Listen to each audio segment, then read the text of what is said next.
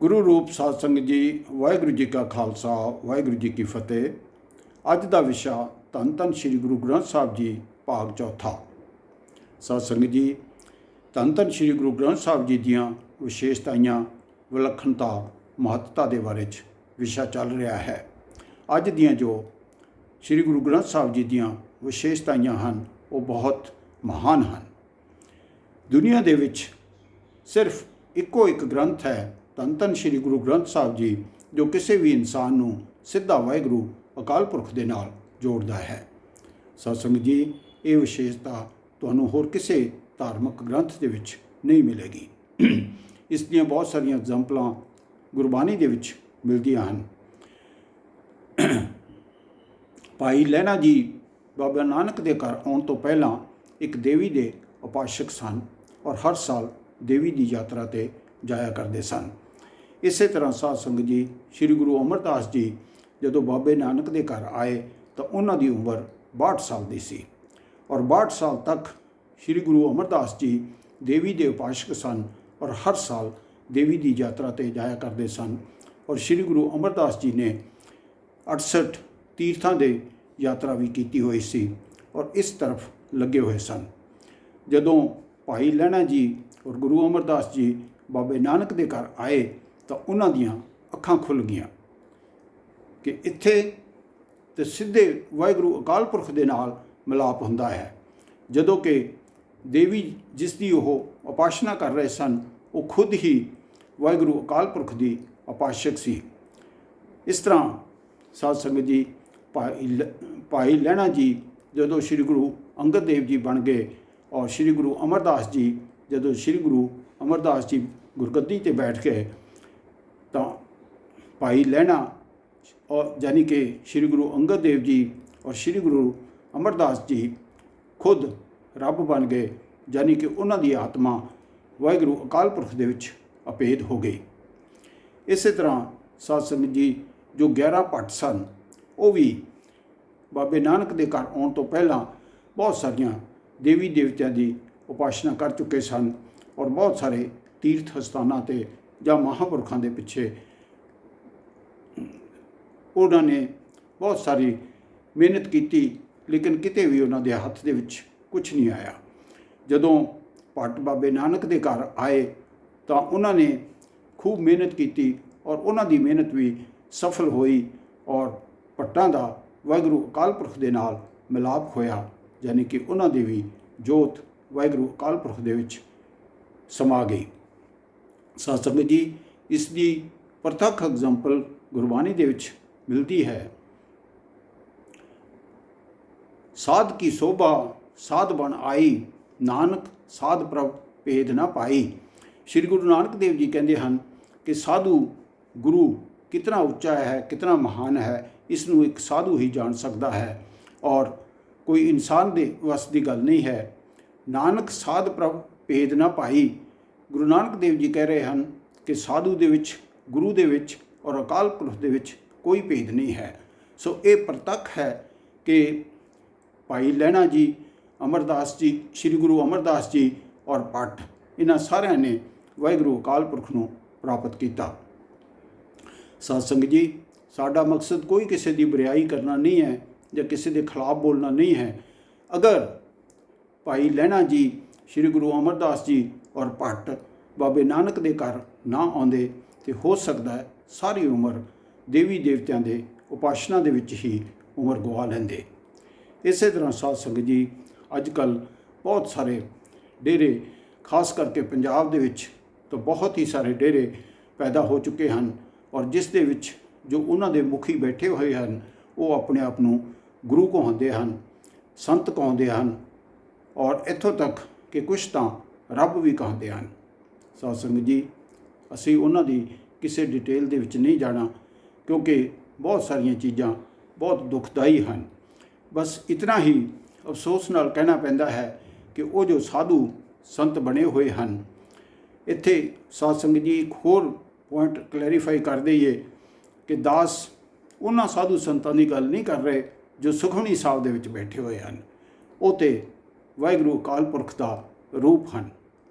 ਦਾਸ ਉਹਨਾਂ ਸਾਧੂ ਸੰਤਾਂ ਦੀ ਗੱਲ ਕਰ ਰਹੇ ਹਨ ਜੋ ਡੇਰਿਆਂ ਦੇ ਵਿੱਚ ਬੈਠੇ ਹੋਏ ਹਨ, ਔਰ ਬਹੁਤ ਸਾਰੇ ਹਜ਼ਾਰਾਂ ਨਹੀਂ, ਲੱਖਾਂ ਨਹੀਂ, ਕਰੋੜਾਂ ਲੋਕਾਂ ਨੂੰ ਉਹਨਾਂ ਨੇ ਵਾਹਿਗੁਰੂ ਅਕਾਲ ਪੁਰਖ ਤੋਂ ਤੋੜਿਆ ਹੋਇਆ ਹੈ। ਔਰ ਉਹਨਾਂ ਦੇ ਵਿੱਚੋਂ ਤਕਰੀਬਨ ਅੱਧੀ ਦਰਜਨ ਸਾਧੂ ਸੰਤਾਂ ਦੇ ਉੱਪਰ ਤਾਂ ਬੜੇ ਗੰਭੀਰ ਦੋਸ਼ ਲੱਗੇ ਹੋਏ ਹਨ, ਔਰ ਕੋਰਟਾਂ ਨੇ ਉਹਨਾਂ ਨੂੰ ਸਜ਼ਾਵਾਂ ਦਿੱਤੀਆਂ ਹੋਈਆਂ ਹਨ। ਚਲੋ ਇਹ ਸਾਡਾ ਵਿਸ਼ਾ ਨਹੀਂ ਹੈ, ਅਸੀਂ ਇਸ ਪਾਸੇ ਨਹੀਂ ਜਾਣਾ। ਸੋ ਇਹ ਗੁਰੂ ਗ੍ਰੰਥ ਸਾਹਿਬ ਦੀ ਮਹਾਨਤਾ ਹੈ ਕਿ ਤੁਸੀਂ ਘਰ ਦੇ ਵਿੱਚ ਬੈਠੇ ਹੋਏ ਸਿੱਧੇ ਵਾਹਿਗੁਰੂ ਅਕਾਲ ਪੁਰਖ ਦੇ ਨਾਲ ਮਿਲਾਪ ਕਰ ਸਕਦੇ ਹਾਂ। ਤੁਹਾਨੂੰ ਕਿਸੇ ਵੀ ਵਿਚੋਲੇ ਦੀ ਜ਼ਰੂਰਤ ਨਹੀਂ ਹੈ, ਕਿਸੇ ਵੀ ਦਲਾਲ ਦੀ ਜ਼ਰੂਰਤ ਨਹੀਂ ਹੈ। ਔਰ ਜੋ ਗੁਰੂ ਗ੍ਰੰਥ ਸਾਹਿਬ ਦੇ ਵਿੱਚ ਬੈਠੇ ਹੋਏ ਹਨ, ਉਹਨਾਂ ਨੇ ਕਦੇ ਵੀ ਆਪਣੇ ਆਪ ਨੂੰ ਗੁਰੂ ਨਹੀਂ ਕਹਿਲਾਇਆ। ਉਹ ਤਾਂ ਇੱਕ ਵਸੀਲਾ ਹੈ ਕਿਸੇ ਵੀ ਇਨਸਾਨ ਨੂੰ ਵਾਹਿਗੁਰੂ ਅਕਾਲ ਪੁਰਖ ਦੇ ਨਾਲ ਮਿਲਾਉਣ ਦਾ। ਸ਼੍ਰੀ ਗੁਰੂ ਗੋਬਿੰਦ ਸਿੰਘ ਜੀ ਤਾਂ ਇੱਥੋਂ ਤੱਕ ਵੀ ਕਹਿੰਦੇ ਹਨ, ਜੋ ਹਮਕੋ ਪਰਮੇਸ਼ਰ ਉਚਰੇ ਤੇ ਸਭ ਨਰਕ ਕੁੰਡ ਮੇਂ ਪਰੇ, ਮੈਂ ਹੂੰ ਪਰਮ ਪੁਰਖ ਕੋ ਦਾਤਾ, ਦੇਖਣ ਆਇਓ ਜਗਤ ਤਮਾਸ਼ਾ। ਤੋ ਇਹ ਹਨ ਸਾਡੇ ਗੁਰੂ ਜੋ ਗੁਰੂ ਗ੍ਰੰਥ ਸਾਹਿਬ ਦੇ ਵਿੱਚ ਬੈਠੇ ਹੋਏ ਹਨ। ਔਰ ਦੂਸਰੇ ਪਾਸੇ ਜਿਨ੍ਹਾਂ ਗੁਰੂਆਂ ਦੀ ਗੱਲ ਕੀਤੀ ਹੈ, ਉਹ ਆਪਣੇ ਆਪ ਨੂੰ ਰੱਬ ਕਹਾਉਂਦੇ ਹਨ, ਆਪਣੀ ਉਪਾਸਨਾ ਕਰਾਉਂਦੇ ਹਨ। ਸਾਧ ਸੰਗਤ ਜੀ, ਅਸੀਂ ਜ਼ਿਆਦਾ ਇਸ ਡਿਟੇਲ ਦੇ ਵਿੱਚ ਨਹੀਂ ਜਾਣਾ। ਤੋ ਕਨਕਲੂਜ਼ਨ ਇਹ ਹੈ ਕਿ ਗੁਰੂ ਗ੍ਰੰਥ ਸਾਹਿਬ ਦੀ ਇਹ ਵਿਲੱਖਣਤਾ ਹੈ, ਮਹਾਨਤਾ ਹੈ ਕਿ ਕੋਈ ਵੀ ਇਨਸਾਨ ਆਪਣੇ ਘਰ ਦੇ ਵਿੱਚ ਰਹਿੰਦਿਆਂ, ਗ੍ਰਹਿਸਥ ਦੇ ਵਿੱਚ ਰਹਿੰਦਿਆਂ, ਆਪਣੇ ਕਾਰੋਬਾਰ ਕਰਦਿਆਂ ਵਾਹਿਗੁਰੂ ਅਕਾਲ ਪੁਰਖ ਦੇ ਵਿੱਚ ਅਭੇਦ ਹੋ ਸਕਦਾ ਹੈ। ਜਿਸ ਤਰ੍ਹਾਂ ਗੁਰਬਾਣੀ ਦਾ ਫਰਮਾਨ ਹੈ, ਹਸੰਦਿਆਂ ਖਲੰਦਿਆਂ ਪਹਿਨੰਦਿਆਂ ਖਵੰਦਿਆਂ ਵਿੱਚੇ ਹੋਵੇ ਮੁਕਤ, ਉਦਮ ਕਰੇਂਦਿਆਂ ਜਿਉ ਤੂੰ ਕਮਾਉਂਦਿਆਂ ਸੁਖ ਪਹੁੰਚ, ਧਿਆਨਦਿਆਂ ਤੂੰ ਪ੍ਰਭੂ ਮਿਲ ਨਾਨਕ ਉਤਰੀ ਚਿੰਤ। ਨਾਮਾ ਕਹੇ ਤਲੋਚਨਾ ਮੁਖ ਤੇ ਰਾਮ ਸਮਾਲ, हाथ पाँव कर काम सब चीत निरंजन नाल। सो साध संगत जी, इतना सरल, इतना सौखा और इतना सीधा कोई धार्मिक राह नहीं है जिथे कि तुसी वाहिगुरू अकाल पुरख दे नाल अभेद हो सकते हैं और जिंदगी का जो सब तो वड्डा एम है उसनू प्राप्त कर सकते हैं। साध संगत जी, धन धन श्री गुरु ग्रंथ साहिब जी की अगली विशेषता कि जो सन्मान, जो इज्जत गुरु ग्रंथ साहिब के मुताबिक सिख धर्म दे विच एक इस्त्री नूं दित्ती जाती है, वो दुनिया दे विच किते भी किसी होर धर्म दे विच नहीं दित्ती जाती। साध संगत जी, एक बारी फिर दास पहले माफ़ी मंगते हैं कि साडा किसी भी धर्म के या किसी भी महापुरख के खिलाफ कुछ कहना या बोलना साडा मकसद नहीं है, लेकिन असी सिर्फ सच्चाई ही बयान करनी है। पुराने समय दे विच जो इस्त्री की हालत सी वो इस तरह सी कि जिस तरह एक शूदर की हालत सी। जिस तरह शूदर नूं बहुत बुरे तरीके नाल उस दे नाल वर्ताव किया जाता सी, इस तरह ही इस्त्री दे नाल भी बहुत बुरे तरीके नाल वर्ताव किया जाता सी। जिस तरह के अगर किसी वजह नाल कोई इस्त्री दा घर वाले की मौत हो जाती सी तो उसके वास्ते इस्त्री नूं सती होना पैंदा सी, जां समाज उसनूं सती होने वास्ते मजबूर कर दिंदा सी। साध संगत जी, पुराने टाइमां दे विच बहुत सारियां भयंकर बीमारियां हुंदियां सन, जिन्हां दे विच बहुत सारे पुरुषां दियां और बहुत सारे इंसानां दियां मौतां हो जांदियां सन। तो इसका मतलब ये होया कि कोई इंसान, कोई पति, चाहे उसकी किसी बीमारी के नाल या कोई एक्सीडेंट के नाल या किसी तरह भी उसकी मौत हो जाती है तो उसके घरवाली नूं सती होना पएगा। इस तरह जो इस्त्रियां विधवा हो जांदियां सन, उन्हां दी हालत भी बहुत तरसयोग सी। विधवावां नूं घर दे विच बंद करके रखा जाता सी, उन्हां दा मुंडन किया जाता सी, उन्हां नूं मैले कचैले कपड़े पहनण नूं दिते जाते सन और उन्हां नूं ढिड्डों भी अद्धे भुखे रखा जाता सी। और विधवावां नूं किसी भी खुशी वाले फंक्शन के उत्ते जाण दा कोई भी हक नहीं सी।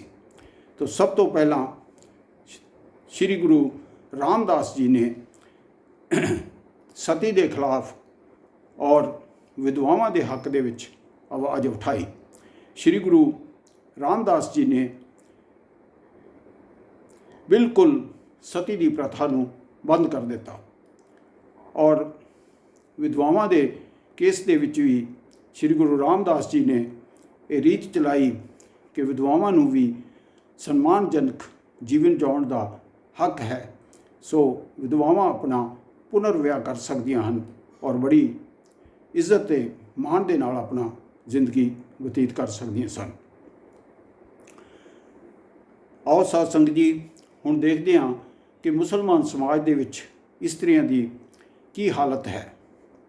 ਸਾਧ ਸੰਗਤ ਜੀ, ਇਹ ਗੱਲ ਕਿਸੇ ਤੋਂ ਲੁਕੀ ਛਿਪੀ ਨਹੀਂ ਹੈ ਕਿ ਮੁਸਲਮਾਨ ਧਰਮ ਦੇ ਵਿੱਚ ਇਸਤਰੀਆਂ ਨੂੰ ਬਰਾਬਰ ਦਾ ਦਰਜਾ ਨਹੀਂ ਦਿੱਤਾ ਜਾਂਦਾ। ਬਹੁਤ ਸਾਰੇ ਦੇਸ਼ ਹਨ ਜਿੱਥੇ ਕਿ 4 ਇਸਤਰੀਆਂ ਦੀ ਵੋਟ ਇੱਕ ਮਰਦ ਦੇ ਬਰਾਬਰ ਗਿਣੀ ਜਾਂਦੀ ਹੈ। ਸਾਧ ਸੰਗਤ ਜੀ, ਇੱਥੇ ਦਾਸ 2 ਪ੍ਰੈਕਟੀਕਲ ਐਗਜ਼ਾਮਪਲਾਂ ਦੇਣੀਆਂ ਚਾਹੇਗਾ। ਦਾਸ ਜਦੋਂ ਫੌਜ ਦੇ ਵਿੱਚ ਨੌਕਰੀ ਕਰ ਰਹੇ ਸਨ ਤੇ ਦਾਸ ਦੀ ਪੋਸਟਿੰਗ ਮਹਾਰਾਸ਼ਟਰ ਦੇ ਇੱਕ ਛੋਟੇ ਜਿਹੇ ਸ਼ਹਿਰ ਖਾਮਗਾਉਂ ਦੇ ਵਿੱਚ ਸੀ। ਉਸ ਏਰੀਆ ਦੇ ਵਿੱਚ ਮੁਸਲਮਾਨ ਵੀਰਾਂ ਦੀ ਜੋ ਆਬਾਦੀ ਹੈ ਉਹ ਤਕਰੀਬਨ 30 ਤੋਂ 35% ਹੈ। ਸੋ ਦਾਸ ਦਾ ਜੋ ਸੁਪਰਡੈਂਟ ਸੀ ਉਹ ਸੈਯਦ ਸੀ।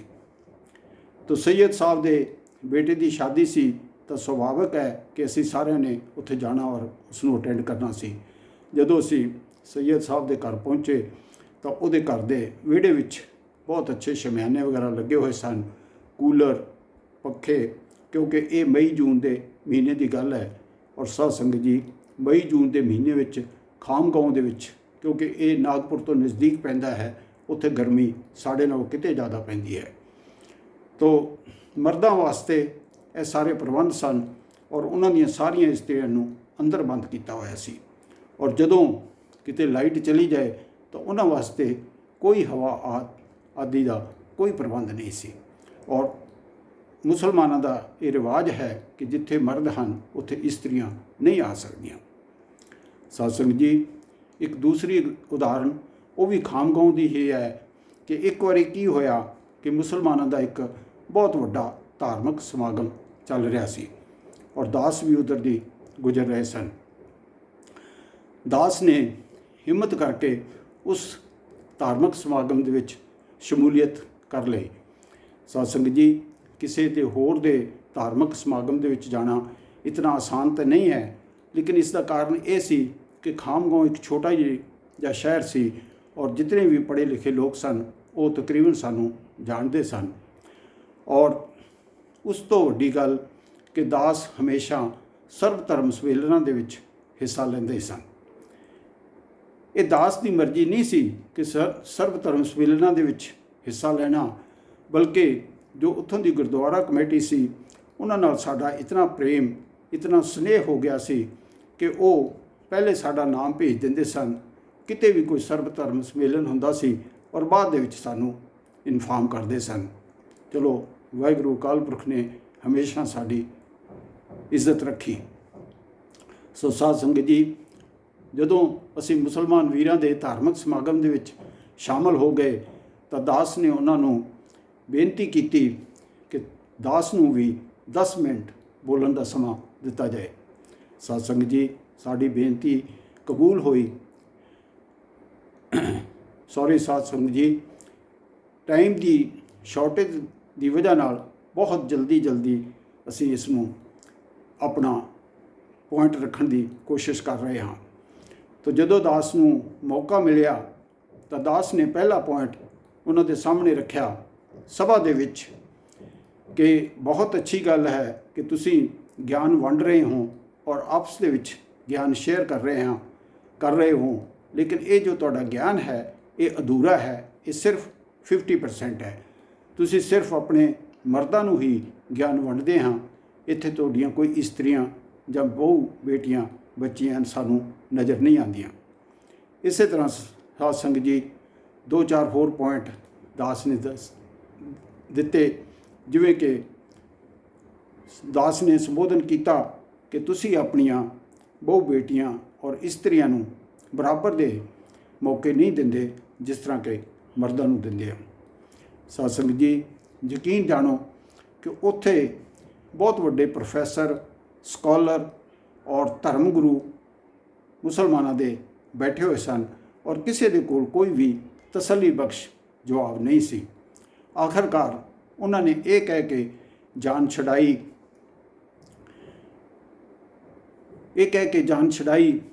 कि सरदार जी, अगर हम चौराहे के ऊपर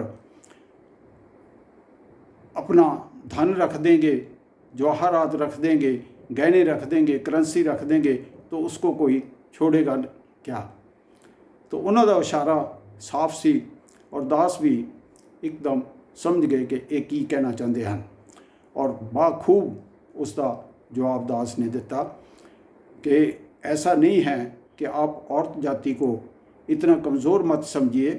आजकल औरत जाति में से डॉक्टर्स हैं, इंजीनियर हैं, जजेज हैं और पायलट हैं, इत्थों तक के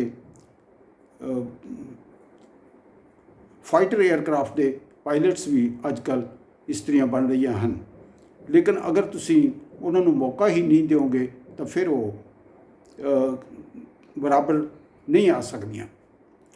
सो साध संगत जी, कहने का भाव है कि ये एक हकीकत है कि मुसलमानों दे विच इस्त्रियां नूं बराबर दा हक नहीं दिता जाता। साडे सामने अफगानिस्तान दे विच की हो रहा है सब कुछ असी जानते हाँ, देखा है। पहला उन्होंने अपनियां इस्त्रियां नूं या जो उन्हां दी लेडी स्टूडेंट्स सन उन्होंने यूनीवर्सिटी की पढ़ाई तो लंबित किया। फिर उन्होंने हायर सेकेंडरी स्कूल दियां स्टूडेंट्स नूं भी मना कर दिता और फिर उन्होंने सरकारी नौकरियां या बाकी जो दफ्तरां दे विच नौकरियां करते सन उन्हां तो भी इस्त्रियां नूं मना कर दिता। मलाला यूसुफज़ई दे नाल जो कुछ होया, जो एक नोबल ल्यूरेट सन, वो सारी संगत नूं पता है। अगर मलाला यूके वगैरह जाके उन्होंने मैडिकल एड ना मिलती तो अज शायद मलाला इस दुनिया दे विच ना होंदी। तो ये प्रतक्ष है साध संगत जी कि मुसलमान धर्म दे विच इस्त्रियां नूं बराबर दा हक नहीं दिता जाता। साध संगत जी, अगर किसी दे विच कोई अच्छा गुण है तो उसनूं भी जरूर मैंशन करना चाहिए है और इस दे नाल एक जो बहुत सारी लोगों के मन दे विच भरम है वो भी दूर करना जरूरी है। मुहम्मद साहब ने जो इस्त्रियां मर्दां नूं 4 शादियां करन दी इजाज़त दिती सी, उस दे पिछे ये मकसद नहीं सी कि पॉपूलेशन नूं वधाउणा, लेकिन उसका मकसद कुछ होर सी। साध संगत जी, उन्हां टाइमां दे विच जो लड़ाइयां हुंदियां सन वो फिजिकल हुंदियां सन। उस टाइम कोई हवाई जहाज़ नहीं सन, कोई तोपां नहीं सन और कोई दूरों मार करने वाले कारगर हथियार नहीं सन, बल्कि मैदान जंग दे विच आमो सामने लड़ाई हुंदी सी और जिस दे विच कैजुअलिटीज़ बहुत ज़्यादा हो जांदियां सन। फॉर एग्जाम्पल, अगर एक लड़ाई दे विच साध संगत जी 10,000 सिपाही मारे गए तो इसका मतलब है कि 10,000 विधवा हो गई। और इसलिए मुहम्मद साहब ने हुक्म किया सी कि इन्हां विधवावां नूं घट तो घट 4 शादियां एक मर्द करे ताकि जो विधवा हैं वो भी एक इज्जत की जून अपनी इज्जत नाल रह सकन, क्योंकि विधवा की की हालत है और वो किस तरह अपना जीवन बतीत करेगी इस दे बारे सानू सारिਆਂ ਨੂੰ पता है। सो मुहम्मद साहब का जो एम सी वो यही सी कि विधवा अपनी इज्जत के नाल रह सकन और अपना जीवन बतीत कर सकन। इस करके उन्होंने 4 शादियां दी मुसलमानों लिए 4 शादियां का हुक्म किया सी। और साध संगत जी, दास दे नाल घट्टो घट तकरीबन 10 मुसलमान अफसरां ने नौकरी की है या जिन्होंने मैं बहुत चंगी तरह जानता है। 10 के 10 अफसरां विचों किसी एक दी भी एक वाइफ तो वध शादी नहीं है और सारे अफसरां दे किसी दे भी 2 ਬੱਚਿਆਂ ਤੋਂ ਵੱਧ ਬੱਚੇ ਨਹੀਂ ਹਨ। ਸੋ ਸਾਧ ਸੰਗਤ ਜੀ, ਇਹ ਕਹਿਣਾ ਕਿ ਮੁਸਲਮਾਨ 4-4 ਸ਼ਾਦੀਆਂ ਕਰਦੇ ਹਨ ਸੰਖਿਆ ਨੂੰ ਵਧਾਉਣ ਵਾਸਤੇ, ਜਨਸੰਖਿਆ ਨੂੰ ਵਧਾਉਣ ਵਾਸਤੇ, ਇਹ ਠੀਕ ਨਹੀਂ ਹੈ। ਇਹ ਸਿਰਫ ਲੋਅਰ ਲੈਵਲ ਦੇ ਵਿੱਚ ਹੁੰਦਾ ਹੈ, ਔਰ ਸਮਾਜ ਦੇ ਵਿੱਚ ਜੋ ਅਨਪੜ੍ਹ ਔਰ ਗਰੀਬ ਲੋਕ ਹਨ ਉਹ ਜ਼ਿਆਦਾ ਬੱਚੇ ਪੈਦਾ ਕਰਦੇ ਹਨ। ਇਹ ਇਕੱਲੇ ਮੁਸਲਮਾਨਾਂ ਦੇ ਵਿੱਚ ਵੀ ਨਹੀਂ, ਇਹ ਸਾਡੇ ਹਿੰਦੂਆਂ ਦੇ ਵਿੱਚ ਵੀ ਦੇਖਦੇ ਹਾਂ ਕਿ ਜੋ ਗਰੀਬ ਲੋਕ ਹਨ ਉਹਨਾਂ ਦੇ ਘਰ ਦੇ ਵਿੱਚ 4-4, 6-6, 8-8 ਬੱਚੇ ਪੈਦਾ ਹੁੰਦੇ ਹਨ। ਸਾਧ ਸੰਗਤ ਜੀ, ਟਾਈਮ ਇਜਾਜ਼ਤ ਨਹੀਂ ਦਿੰਦਾ। ਆਓ ਹੁਣ ਥੋੜ੍ਹਾ ਜਿਹਾ ਈਸਾਈਅਤ ਮਤ ਦੇ ਬਾਰੇ ਵੀ ਦੇਖ ਲੈਂਦੇ ਹਾਂ ਕਿ ਉੱਥੇ ਇਸਤਰੀਆਂ ਨੂੰ ਕਿਤਨਾ ਕੁ ਬਰਾਬਰੀ ਦਾ ਹੱਕ ਦਿੱਤਾ ਜਾਂਦਾ ਹੈ। ਸਾਧ ਸੰਗਤ ਜੀ, ਕਿ ਮਰਦਾਂ ਦੇ ਬਰਾਬਰ ਬੈਠ ਕੇ ਸ਼ਰਾਬ ਪੀਣਾ, ਇਸ ਨੂੰ ਤੁਸੀਂ ਬਰਾਬਰਤਾ ਕਹੋਗੇ? ਜਾਂ ਮਰਦਾਂ ਦੇ ਬਰਾਬਰ ਬੈਠ ਕੇ ਸਿਗਾਰ ਪੀਣਾ, ਸਿਗਰਟਾਂ ਪੀਣੀਆਂ, ਇਸ ਨੂੰ ਤੁਸੀਂ ਬਰਾਬਰਤਾ ਦਾ ਹੱਕ ਕਹੋਗੇ? ਜਾਂ ਅੱਧੇ ਨਗੇਜ਼ ਦੇ ਵਿੱਚ ਘੁੰਮਣਾ, ਜਾਂ ਇਸ ਤੋਂ ਵੀ ਉੱਪਰ ਸਿਰਫ ਅੰਡਰ ਗਾਰਮੈਂਟਸ ਪਹਿਨ ਕੇ ਬਾਜ਼ਾਰਾਂ ਦੇ ਵਿੱਚ ਘੁੰਮਣਾ, ਕੀ ਤੁਸੀਂ ਇਸ ਨੂੰ ਬਰਾਬਰਤਾ ਦਾ ਹੱਕ ਕਹੋਗੇ? ਸਾਧ ਸੰਗਤ ਜੀ, ਜਿੱਥੋਂ ਤੱਕ ਬਰਾਬਰਤਾ ਦਾ ਹੱਕ ਦੀ ਗੱਲ ਹੈ, ਈਸਾਈਅਤ ਦੇ ਵਿੱਚ ਕਿਸੇ ਵੀ ਇਸਤਰੀ ਨੂੰ ਪਾਦਰੀ ਬਣਨ ਦੀ, ਬਿਸ਼ਪ ਬਣਨ ਦੀ, ਫਾਦਰ ਬਣਨ ਦੀ ਇਜਾਜ਼ਤ ਨਹੀਂ ਹੈ। ਉਹਨਾਂ ਨੂੰ ਇਸ ਹੱਕ ਤੋਂ ਵਾਂਝਿਆ ਰੱਖਿਆ ਗਿਆ ਹੈ। ਸੋ ਅਲਟੀਮੇਟਲੀ ਸਾਧ ਸੰਗਤ ਜੀ, ਜੋ ਸਨਮਾਨ, ਜੋ ਬਰਾਬਰਤਾ, ਜੋ ਇੱਜ਼ਤ ਕਿਸੇ ਵੀ ਇਸਤਰੀ ਨੂੰ ਸਿੱਖ ਧਰਮ ਦੇ ਵਿੱਚ ਹੈ, ਉਹ ਕਿਸੇ ਹੋਰ ਧਰਮ ਦੇ ਵਿੱਚ ਨਹੀਂ ਹੈ। ਗੁਰੂ ਨਾਨਕ ਦੇਵ ਜੀ ਨੇ ਤਾਂ ਇੱਥੋਂ ਤੱਕ ਵੀ ਕਿਹਾ ਸੀ ਕਿ ਸੋ ਕਿਉ ਮੰਦਾ ਆਖੀਏ ਜਿਤ ਜੰਮੇ ਰਜਾਨ। ਉਸ ਟਾਈਮ ਦੇ ਹਾਲਾਤਾਂ ਨੂੰ ਵੇਖਦੇ ਹੋਏ, ਜਦੋਂ ਕਿ ਇਸਤਰੀਆਂ ਨਾਲ ਬਹੁਤ ਬੁਰਾ ਸਲੂਕ ਕੀਤਾ ਜਾਂਦਾ ਸੀ, ਸਾਡੇ ਗੁਰੂਆਂ ਨੇ ਇਸਤਰੀਆਂ ਦੇ ਹੱਕ ਦੇ ਵਿੱਚ ਬਹੁਤ ਕੁਝ ਕੀਤਾ ਔਰ ਇਸਤਰੀਆਂ ਨੂੰ ਬਰਾਬਰ ਦੇ ਹੱਕ ਦਿਲਾਏ ਹਨ। ਸਾਧ ਸੰਗਤ ਜੀ, ਹਮੇਸ਼ਾ ਸਮੇਂ ਦੀ ਘਾਟ ਕਰਕੇ ਦਾਸ ਬਹੁਤ ਕੋਸ਼ਿਸ਼ ਕਰਦੇ ਹਨ ਕਿ ਕਮ ਤੋਂ ਕਮ ਸਮਾਂ ਲਿੱਤਾ ਜਾਏ, ਲੇਕਿਨ ਇਸ ਤੋਂ ਘੱਟ ਸਮੇਂ ਦੇ ਵਿੱਚ ਕਿਸੇ ਵੀ ਵਿਸ਼ੇ ਦੇ ਉੱਤੇ ਬੋਲਣਾ ਜਾਂ ਉਸ ਦੇ ਨਾਲ ਇਨਸਾਫ ਕਰਨਾ ਪੋਸੀਬਲ ਨਹੀਂ ਹੈ। ਸਾਡੇ ਕੁਛ ਤੇ ਬਹੁਤ ਹੀ ਪਿਆਰੇ ਦੋਸਤ ਮਿੱਤਰ ਇੱਥੋਂ ਤੱਕ ਕਹਿੰਦੇ ਹਨ ਕਿ ਵੀਡੀਓ ਸਿਰਫ 5 ਮਿੰਟ ਦੀ ਬਣਾਇਆ ਕਰੋ। ਸਾਧ ਸੰਗਤ ਜੀ, 5 ਮਿੰਟ ਦੇ ਵਿੱਚ ਸਿੱਖ ਇਤਿਹਾਸ ਦੇ ਬਾਰੇ ਬੋਲਣਾ ਜਾਂ ਗੁਰਬਾਣੀ ਦੇ ਬਾਰੇ ਬੋਲਣਾ, ਇਹ ਬਿਲਕੁਲ ਪੋਸੀਬਲ ਨਹੀਂ ਹੈ। ਹਾਂ, ਅਗਰ ਤੁਸੀਂ ਕੋਈ ਨੁਕਸ਼ੇ ਦੇ ਬਾਰੇ 'ਚ ਦੱਸਣਾ ਹੈ ਕਿ ਫਲਾਨੀ ਦਵਾਈ ਵਾਸਤੇ ਫਲਾਨੀ ਚੀਜ਼ ਜਾ ਕੇ ਪਸਾਰੀ ਤੋਂ ਲੈ ਆਓ ਔਰ ਉਸ ਨੂੰ ਮਿਕਸੀ ਦੇ ਵਿੱਚ ਪੀ ਲਓ ਔਰ 1 ਚਮਚਾ ਸੁਬਾਹ 1 ਚਮਚਾ ਸ਼ਾਮ ਨੂੰ ਲੈ ਲਓ, ਤਾਂ ਫਿਰ ਇਹ ਪੋਸੀਬਲ ਹੈ। ਸੋ ਸਾਧ ਸੰਗਤ ਜੀ, ਮਾफ़ ਕਰਨਾ, ਬਹੁਤ ਕੋਸ਼ਿਸ਼ ਕਰੀਦੀ ਹੈ ਛੋਟਾ ਕਰਨ ਦੀ, ਲੇਕਿਨ ਇਸ ਤੋਂ ਜ਼ਿਆਦਾ ਛੋਟਾ ਕਰਨਾ ਪੋਸੀਬਲ ਨਹੀਂ ਹੈ। ਇਸ ਦੇ ਉੱਤੇ ਗੁਰਬਾਣੀ ਕੁਛ ਹੋਰ ਵੀ ਰੋਸ਼ਨੀ ਪਾਉਂਦੀ ਹੈ। ਆਹਰ ਸਭ ਕਰਦਾ ਫਿਰੇ, ਆਹਰ ਇੱਕ ਨਾ ਹੋਈ, ਜਿਤ ਆਹਰ ਜਗ ਉਧਰੇ, ਵਿਰਲਾ ਬੂਝੇ ਕੋਏ। ਸਾਧ ਸੰਗਤ ਜੀ, ਸਾਡੇ ਕੋਲ ਬਹੁਤ ਟਾਈਮ ਹੈ ਉਹ ਆਹਰ ਕਰਨ ਵਾਸਤੇ ਜਿਨ੍ਹਾਂ ਦਾ ਕੋਈ ਮਤਲਬ ਨਹੀਂ ਹੈ, ਔਰ ਸਾਡੇ ਕੋਲ ਕੋਈ ਟਾਈਮ ਨਹੀਂ ਹੈ ਉਸ ਆਹਰ ਵਾਸਤੇ ਜਿਸ ਆਹਰ ਦਾ ਸਭ ਕੁਝ ਮਤਲਬ ਹੈ। ਆਹਰ ਸਭ ਕਰਤਾ ਫਿਰੇ, ਆਹਰ ਇੱਕ ਨਾ ਹੋਈ, ਜਿਤ ਆਹਰ ਜਗ ਉਧਰੇ, ਵਿਰਲਾ ਬੂਝੇ ਕੋਈ। ਉਸ ਆਹਰ ਵਾਸਤੇ ਜਿਸ ਦੇ ਨਾਲ ਇਸ ਜਗ ਦਾ ਪਾਰ ਉਤਾਰਾ ਹੋਣਾ ਹੈ, ਉਧਾਰ ਹੋਣਾ ਹੈ, ਉਸ ਦੇ ਵਾਸਤੇ ਸਾਡੇ ਕੋਲ ਟਾਈਮ ਨਹੀਂ ਹੈ। ਸੋ ਇੱਥੇ ਹੀ ਸਮਾਪਤੀ ਕਰਦੇ ਹਾਂ। ਅੱਜ ਵਾਸਤੇ ਇਤਨੀ ਹੀ ਸੇਵਾ ਪ੍ਰਵਾਨ ਕਰਨੀ, ਭੁੱਲ ਚੁੱਕ ਦੀ ਮਾफ़ੀ। ਵਾਹਿਗੁਰੂ ਜੀ ਕਾ ਖਾਲਸਾ, ਵਾਹਿਗੁਰੂ ਜੀ ਕੀ ਫਤਿਹ।